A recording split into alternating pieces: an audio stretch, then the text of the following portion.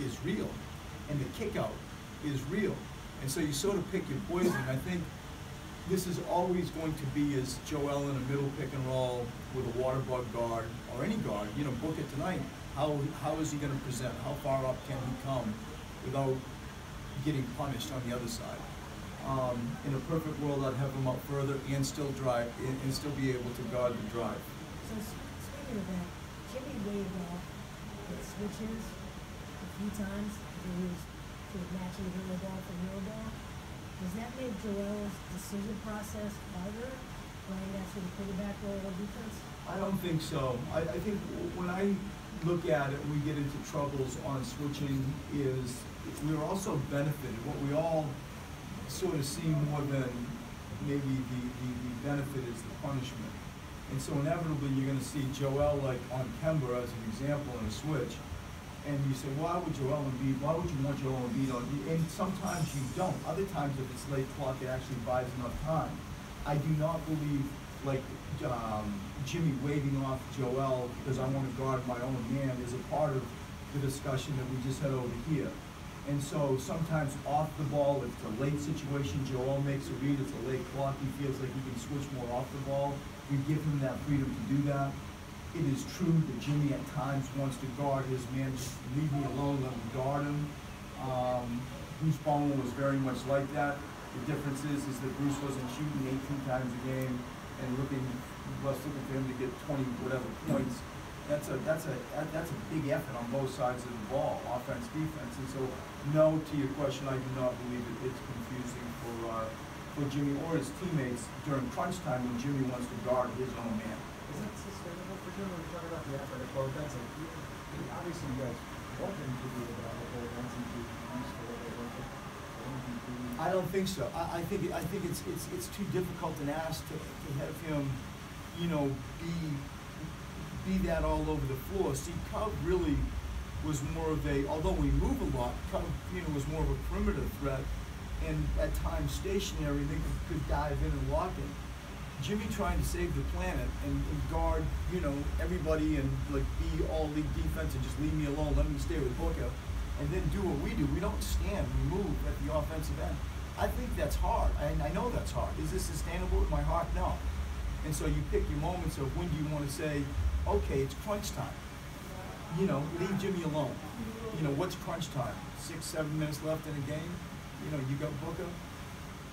Stuff like that comes to my mind. And we're feeling him out. He's feeling us out.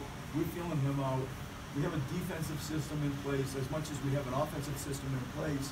And as I said a few days ago when we first had him, I think it's incumbent on me to like figure out what we have and, you know, cater to that side more than make him, you know, do it our way. We're all learning.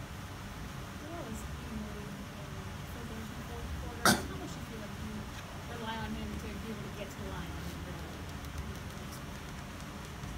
I haven't seen a stat on what his turnovers are in the fourth period, but I believe that he is doing a lot better in the fourth period. I know that he's been better this year, just turning the ball over. I think that going to Joel when it's imminent, and you'll see it in different ways tonight, that he's going to get double teamed. And so, you know, do you go there to bait it, let him pick it apart behind it? I feel more comfortable doing that nowadays because I think our floor spots behind him are better drilled. I think he's more confident on how to go, you know, ball to chin and tuck it in, 8th grade type stuff, and you survey the court and see what's going on over his inside shoulder. And then after that, he's able to like make a decision, do I go bully ball or try to be aggressive at the rim and get fouled. And so the fourth period, you would hope to play through him the large majority of crunch time plays. In the past, it's been a traffic riddled area, and in the past, it's been a turnover prone area. And so we tried to spread it out. His free throws are generated in the fourth period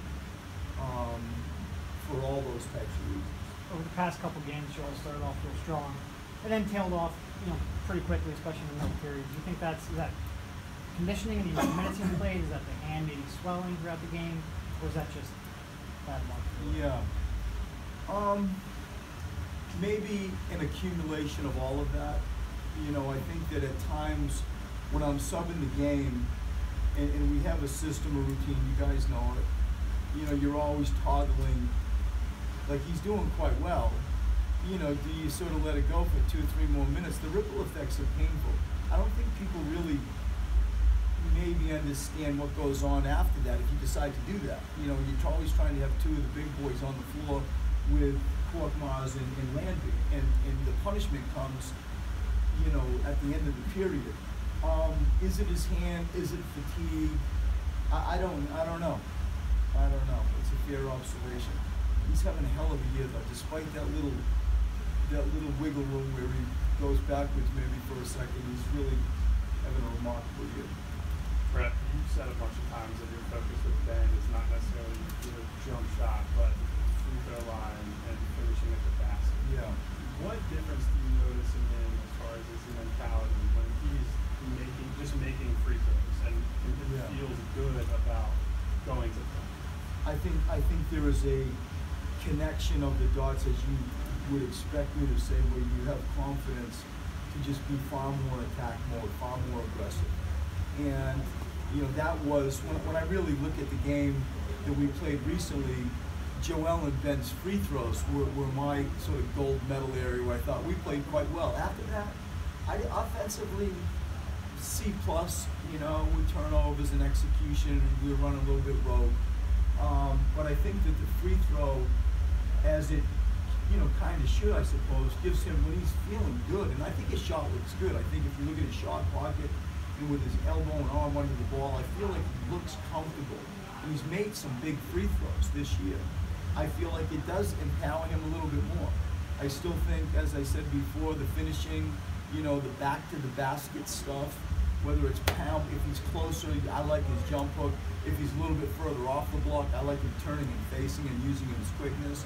But I think that notion, that mentality is expedited, and he's far more in attack mode when he feels good about his free throw. 2 more guys. You obviously saw something for an hour in Michael Bridges last year.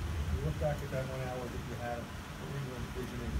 What you might be able to do? Just like the perfect backup to Cove. He's an NBA 3-man. You know, like he could shoot. He's good people. He guarded. You know, his mom, he was a huge part of our organization. It was like you couldn't make it up. Like, and you just couldn't make it up the coincidence of him, you know, winning national championships, being up the road. He can play, and he's good people, and he's like an extended family. Like to me it was a no-brainer. And to have to walk out, I've said this, you know what I'm going to say, to walk out and have to speak to you all and say, you know, trade has been made, and we trade, that was as difficult a night for me to speak to everybody. I can't imagine the mum of the person as I've been around. And I look at him now, and you know, he's playing 20 minutes a game. He's averaging 7 points. I think he started a few games when Trev's out. But he's a player, and he's good people. And you know what I'm seeing him play like now doesn't surprise me. It doesn't surprise me. Thanks, Brett. Thanks, everybody.